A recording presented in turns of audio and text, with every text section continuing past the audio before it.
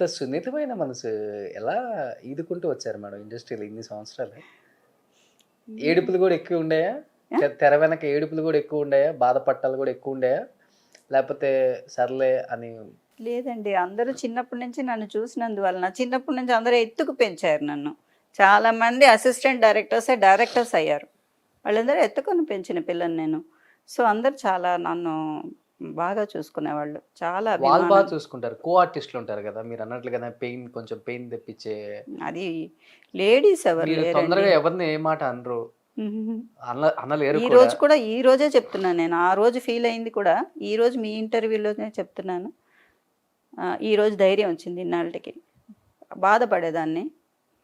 కానీ బాధ నేను ఎవరెవరి కోసం బాధపడ్డానో ఆ మాటలని వాళ్ళందరూ దానికి తగ్గట్టు ఈరోజు చాలా కష్టపడుతున్నారు. నేను శపించేసే అలా అంతా కాదు. ఒక ఒక ఆర్టిస్ట్‌ని ఇల్ట్రేట్ చేయకూడదు. వాళ్ళ క్యారెక్టర్‌ని ఇల్ట్రేట్ అవును. చేయకూడదు. నువ్వు ఎన్నో సినిమాలు నువ్వు కూడా ఎన్నో క్యారెక్టర్‌లు చేసున్నావు. కథ అందరూ ప్రకారంగా వస్తది. హ్మ్. నీకు హీరోయిన్ రావచ్చు, ఇంక చెల్లి రావచ్చు. నీకు సభలో వచ్చి నీకు అప్రిషియేషన్ 4 చప్పట్లు కావాలని ఇంకొక కో ఆర్టిస్టులంతా మనం డిగ్రేడ్ చేయకూడదు. వీలైతే వాళ్ళని పొగుడు. సూపర్. ఏంటి మేడం ఏం చదువుకున్నారు? జీవితాన్ని చదువుకున్నారా? అంతే. నేనొచ్చి +2 వరకే చదివాను. ఇంటర్. హ్మ్. ఇంట్లోనే చదువుకున్నా. కాలేజెస్, స్కూల్స్ అంతా నేను 6థ్‌తోనే స్కూల్‌కే మానేశాను. 6థ్‌తో స్కూల్ ఆపేసారా? టైం లేదు. ఉండనివ్వట్లే. అంటే మనకి షూటింగ్ అని వెళితే ఒక నెల రోజులు ఉంచేస్తున్నారు. అప్పట్లో ఈ కాల్ షీటు ఇప్పుడు రావాలని ఏముండేది కాదు. శంకరాభరణానికెళ్ళానంటే పక్కన రాజమండ్రిలో 2 షూటింగులు జరిగేవి నావి. రాజాధిరాజా జరిగేది, శంకరాభరణం జరిగేది. అక్కడికక్కడే డేట్లు క్లాష్. హ్మ్. మనకసలే చదువంటే చాలా ఇష్టం. దాంతో చదువు ఇష్టం ఉన్నవాళ్ళు ఎలా అయినా చదువుతారు. మనకేమో ఎప్పుడు ఇదే. ఇదే చదువు. ఇదే చదువు. హ్మ్. చాలు కదా! 6థ్ class MD general physician, doctor. చూడండి అసలకి క్వాలిఫికేషన్‌లో గూడా హస్బెండ్ ఎప్పుడన్నా నవ్వుతా నవ్వుతా అన్నా కామెంట్ చేస్తారా? అసలాయన ఎప్పుడు సరదాగా. ఆహా! హ్మ్. ఎప్పుడు ఆయన సరే. నువ్వు నాకు చదువుకున్న దానికి నాకన్నా నీకే కొంచెం ఇంటెలిజెంట్ పవర్. నాది ఓన్లీ ఈ డాక్టర్ ఫీల్డ్‌లోనే. నువ్వు బయట ఫీల్డ్ అంతా మెయింటైన్ చేస్తున్నావు అంటారు. హ్మ్. అంటే ఇల్లు మొత్తం మెయింటైన్ చేసేదాన్ని నేనే. ఆయనకి అయి అసలు జీరో అనమాట. ఎలక్ట్రిసిటీ బోర్డు ఎక్కడుంది అంటా ఉంటారు. హ్మ్. అస్సలు ఏం తెలీదు. పాపని చదివిచ్చారా? పాపని చదివించాను. పాప ఏం చదువుకున్నారు? పాప వచ్చి సైకాలజీ చేసింది. ఓహ్! డాక్టరే ఆమె కూడా. హ్మ్. హ్మ్. కోర్స్ చేసింది. అల్లుడు? అల్లుడు వచ్చి మార్కెటింగ్‌లో మేనేజర్. హ్మ్. ఎవరికీ చెప్పుకోవద్దు మేడం అల్లుడని. అల్లుడు గూడా వచ్చేసారు. మనవరాలు గూడా ఉన్నారని చెప్పొద్దు. ఇప్పుడు ఇప్పుడు చెన్నైలోనే ఉంటున్నారా మేడం? లేకపోతే హైదరాబాద్‌లో గూడా ఉంటున్నారా? నేను చెన్నైలోనే ఉంటున్నాను. హైదరాబాద్ షిఫ్ట్ అవుదాం అనుకుంటున్నాను. ఓకే. అంటే ఓహ్! షిఫ్ట్ అంటే ఫుల్ షిఫ్ట్ కాదు. అక్కడ ఒక ఇల్లు తీసుకుందాం అనుకుంటున్నాను. అంటే నేను ఇక్కడ ఉన్నాను. ఎక్కడి నుంచి తీసుకురావాలి అనే కొంతమంది ప్రొడ్యూసర్స్‌కి ఆ అవునవును. ఫీల్ హ్మ్. ఉంది. హ్మ్. హ్మ్. అది వాళ్ళకి కూడా ఎందుకంటే చాలామందిని తీసుకెళ్తున్నారు, తీసుకొస్తున్నారు. బట్ కన్వీనియంట్‌గా ఉంటే బావుంటుంది. వాళ్ళు అందుబాటులో ఉంటే వాళ్ళకి ఆర్టిస్టులు బావుంటారు కదా! ఈ ఆంటీ వాళ్ళు ఎప్పుడో వెళ్ళిపోయారు. చాలామంది ఆర్టిస్టులు వెళ్ళిపోయారు. నేను వెళ్ళలా. ఇక్కడే ఉండిపోయాను.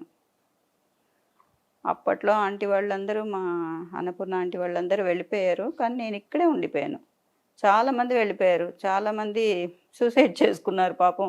ఇక్కడ పని నుంచి అక్కడికి వెళ్ళలేక ఇక్కడ ఉండిపోయి ఎంతమంది టెక్నీషియన్స్ చనిపోయారండి ఫైనాన్షియల్‌గా ఇబ్బంది పడి. ఫినాన్షియల్‌గా అప్పట్లో. చాలా కష్టం. ఇండస్ట్రీలో అప్పుడప్పుడు మారుతున్నప్పుడు ఆళ్ళ ఫ్యామిలీసు, వర్కర్సు ఎంతమంది బాధపడుతున్నారు ఎనకాలనే. మీరు లక్కీగా అన్ని సినిమాలు చేశారు. కొంత బ్యాంక్ బ్యాలెన్స్ ఉంది. మంచి డాక్టర్‌ని పెళ్లి చేసుకున్నారు కాబట్టి లేదు. సేఫ్‌గా ఉన్నారా? అందాకని కాదు. నేను తమిళ్‌లో చేసేదాన్ని గదా! తెలుగు మాత్రం చేసేవాళ్ళు, తెలుగు ఇండస్ట్రీకి మాత్రమే పరిచయమైనోళ్ళు. ఇక్కడ అన్ని ఇండస్ట్రీలు ఉండేవి గదండీ చెన్నైలో. అవును. మద్రాస్ అనేది మొత్తం ఫీల్డ్‌కి మొత్తం ఇక్కడే కదా! పిల్లర్ మొత్తం. సౌత్ గాని, నార్త్ గాని ఇక్కడి నుంచి ఎక్కువ ఎళ్ళేవాళ్ళు. ఇప్పుడొచ్చి దాని తర్వాత వీళ్ళు డివైడ్ చేసి మనం వెళ్ళిపోయామే తప్ప, ఇక్కడ నాకు వాళ్ళెళ్ళినా కూడా నేను ఇటు నుంచి కేరళ వెళ్ళేదాన్ని, ఇటు నుంచి కర్ణాటక వెళ్ళేదాన్ని, హైదరాబాద్ వెళ్ళేదాన్ని. ఇప్పుడు నేను ఇక్కడ ఉన్నందువలన వాళ్ళకేం ప్రాబ్లమ్ ఏం లేదు. బట్ నాకు సినిమాలు ఇప్పుడు చేయాలనుకుంటున్నాను కాబట్టి వాళ్ళకి అందుబాటులో ఉంటే మంచిదని అక్కడ ఇల్లు తీసుకుందాం అనుకుంటున్నాను. Super. So, directors and producers Varalakshmi గారు మళ్ళీ హైదరాబాద్కి వచ్చేస్తారు థర్డ్ ఇన్నింగ్స్ స్టార్ట్ చేయడానికి. సో ఇంకా అమ్మగా చాలా సినిమాల్లో చూడొచ్చు 2023 మేము. భగవంతుడి దయ వల్ల. అమ్మలకి మళ్ళీ పోటీ అవుతారేమో మీరు కూడా వచ్చేస్తే. ఎవరికి ఆ ఉండే అమ్మని talent. చూస్తే అనుకుంటారు వరలక్ష్మి ఫోటో అవుతుంది నాకు అని. పోటీ అని అనుకోమండి, మేము ఒకళ్ళకొకళ్ళు వెల్కమ్ చేస్తాం అందరుని. అలా చిన్నప్పటి నుంచి అది ఉంది మా ఆర్టిస్ట్లో. ఒక ఆర్టిస్ట్ వస్తుంటే పోటీ అని అనుకునే దానికన్నా వెల్కమ్ చేస్తారు. ఓ ఎందుకు ఇన్ని రోజులు రాలేను అని అడిగేవాళ్ళే తప్ప పోటీగా ఎవరు అనుకోవడం నాకు తెలిసి. మేబీ వేరే క్యారెక్టర్స్ అనుకుంటారేమో నాకు తెలియదు, కానీ నేనైతే అనుకోను.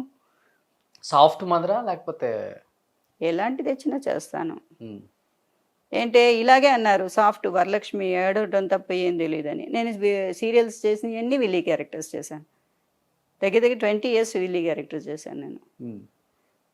అందుకని వాళ్ళు ఇప్పుడు సాఫ్ట్ ఒకటే చేస్తాననే ఒక ఇది కూడా వాళ్ళకి పోయింది. నేను ఏ క్యారెక్టర్స్ అయినా చేస్తాను. విలన్ మదర్, విల్లన్ మదర్గా చేస్తాను, సాఫ్ట్ మదర్గా చేస్తాను. ఆర్టిస్ట్ అంటే అన్నీ చేయాలండి. అలా అప్పుడు ఫిక్స్ అయిపోయి ఇబ్బంది పడ్డాం. అదే ఇంకా ఫిక్స్ అవ్వద్దు. నేను ఫిక్స్ అవ్వాలి, అప్పుడు కూడా జనం ప్రొడ్యూసర్స్ ఫిక్స్ అయ్యారు, జనం కూడా ఫిక్స్ అవ్వాల. బట్ అంతమంది స్టార్ హీరోస్ కి సిస్టర్ అన్నప్పుడు డేట్లు ఎలా కుదిరాయి మేడం మీకు? ఒక హీరో ఇయర్ కి అప్పుడు అంతా 3-4 సినిమాలు తీసేవాళ్ళు. ఇప్పుడంటే 2-3 సంవత్సరాలకు ఒక సినిమా అవుతుంది కదా. నాకు చాలా ఇబ్బందిగా ఉండేదండి డేట్లకి. అందరు పెద్ద హీరోలు, చాలా కష్టపడేదాన్ని. ఎవరిని వచ్చి నొప్పించకూడదు. ఫ్యామిలీ అంటే సీన్స్ చాలా డేట్లు ఇవ్వాలి ఒక సినిమాకి. ఒక పక్కన అన్నీ వచ్చి చాలా ఇక్కడ తమిళనాడులో ఉండేది. నేనైతే మార్నింగ్ ఫ్లైట్కి హైదరాబాద్ వెళ్తాను, ఈవినింగ్ ఫ్లైట్ మళ్ళీ వచ్చేసి ఇక్కడ తమిళ్లో ఇక్కడ సినిమాలు చేస్తాను. అలా అంతా చేశాను, చాలా కష్టపడ్డాను. ఒక డేట్లే దొరికేవి కావు నాకు. బట్ ఏంటంటే మనకి షెడ్యూల్స్ వేస్తారు కదా, షెడ్యూల్స్ వేసినప్పుడు నాన్నగారు వెళ్ళి ఫస్టే చెప్పేస్తారు, ఈ డేట్లు లేవండి, ఈ డేట్లు ఉన్నాయంటే వాళ్ళు మేనేజర్స్ టు మేనేజర్స్ వాళ్ళు మాట్లాడుకొని, పిక్చర్ మేనేజర్స్ వాళ్ళే మాట్లాడుకుని వాళ్ళు తీసుకునేవాళ్ళు. కొంచెం ఇంపార్టెంట్ సీన్స్ అంటే వాళ్ళు ఇచ్చేవాళ్ళు కదా. వాళ్ళు అమ్మాయి కృష్ణ గారి డేట్స్ దొరకవు, అమ్మాయి కావాలంటే వాళ్ళు అడ్జస్ట్, అలాగే మీరు ఈ డేట్స్ మాకు ఇవ్వండి అని అలా తీసుకునేవాళ్ళు. అప్పుడు స్టార్ కమెడియన్స్కి ఎంత పోటీ ఉండేదో ఈ ఫ్యామిలీలో ఉన్న మెయిన్ చెల్లెల క్యారెక్టర్లకి కూడా అంతే పోటీ. అవును, సిస్టర్ సెంటిమెంట్ మీద సినిమాలు చాలా పోయాయి అప్పుడు. ఎక్కువ ఎక్కువ ఎక్కువ ఆ ఎక్కువలో నేను లక్కీ. బట్ మీకు ముచ్చర్ల అరుణ గారికి ఏమన్నా పోటాపోటీ ఉండేటప్పుడు? ముచ్చర్ల అరుణ గారు అసలు సిస్టర్గా ఎక్కువ చేశారు. ఫ్యామిలీలో ఉంటారు ఎక్కువ. ఫ్యామిలీలో మా వదిన గాను అలా ఉండేవాళ్ళు. నేను కొన్ని చెల్లిగా కూడా చేశారు. కొన్ని చేశారు. పోటీ అంత ఏం లేదు. నా క్యారెక్టర్ నాకే ఉండేది, ఆవిడ క్యారెక్టర్ ఇంకొక సిస్టర్ ఉంటే ఆవిడ ఉండేవాళ్ళు. మనం వెళ్ళి అనవసరంగా ఓడిపోవటం ఎందుకు వరలక్ష్మి గారి ముందు, ఆమె ఆల్రెడీ లీడ్లో ఉన్నారు, ఈ చెల్లెలకి కేర్ ఆఫ్ అడ్రస్ అంటే ఆమె కదా అని చెప్పేసి వాళ్ళే తగ్గిపోయి ఉంటారు అవతల వాళ్ళు ఎవరన్నా. లేదండి, వాళ్ళప్పుడు అందరూ హీరోయిన్. ముచ్చర్ల అరుణ గారు అంటే హీరోయిన్ గా చేశారు, ఆవిడ హీరోయిన్ గా ట్రై చేస్తారు అన్ని. ఆమె కాదు, మిగతా వాళ్ళు ఎవరైనా ఎవరు అప్పుడు మరి ఏమో, మరి ఎవరైనా ట్రై చేశారేమో, ఓడిపోయారేమో నాకు తెలియదు. నాకు చిన్నపిల్లని కదా, అంత ఆలోచించే ఇది కూడా నాకు తెలియదు. నాకు నా ఇదితోనే సరిగ్గా ఉండేది. చిన్న వయసులోనే వయసుకి మించిన క్యారెక్టర్లు చేసేసారు కదా మేడం. అవును. అయ్యో, లైఫ్ అంటే ఏంటో చదివేశారు అక్కడే. సుమన్ టీవీలో మీ పర్సనల్ అండ్ బిజినెస్ ప్రమోషన్స్ కోసం కింది నెంబర్కి కాంటాక్ట్ చేయండి.